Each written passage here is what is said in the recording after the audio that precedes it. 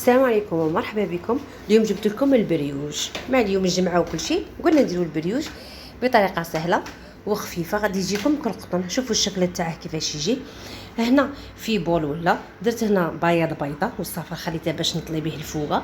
درت قرصه ملح، درت كاس حليب. ما غاديش تشوفوا الزيت درته من بعد نص كاس زيت. درت زوج مغرف صح كبيره تاع خميره الخبز.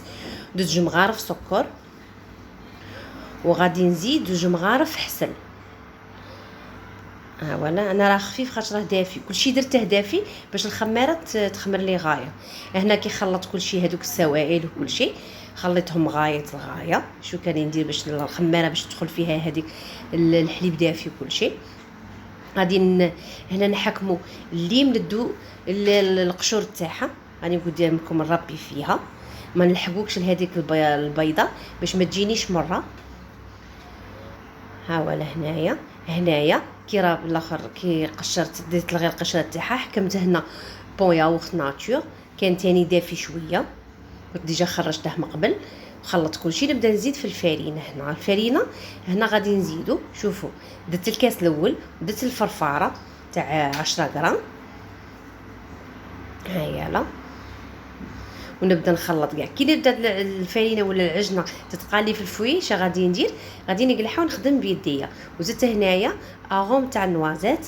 شنو يتبدل لي لا كولور تاع. انا ما عنديش بروبليم في لا كولور، انا نبغي كيما هكا لا كولور تكون نوازات. بديت هنا نخدم بيديا ونبدا ندخل فيها بشويه. الفرينه ندير على حساب ما يديا نحس بها بروحها راها خفيفه ولا. شوف هنا كراهي تتلصق. هنا غادي نحبس لها الفرينه. هنا درت مغرف كبيره تاع دهان غامولي، وهنا نبدا ندخل فيه. شوف غير بصباعاتي نبدا ندخل فيه.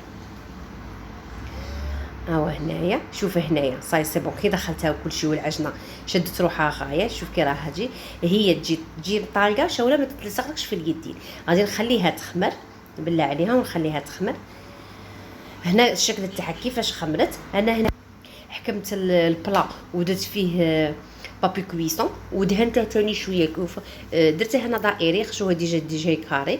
قطعته هنا دائري. درت فيه شويه تاع زيت غير دهنته غير شويه. ونحكم ديك العجنه ونحطها فيه. نخليها كي تريح شويه عاد نبدا نخبز فيها.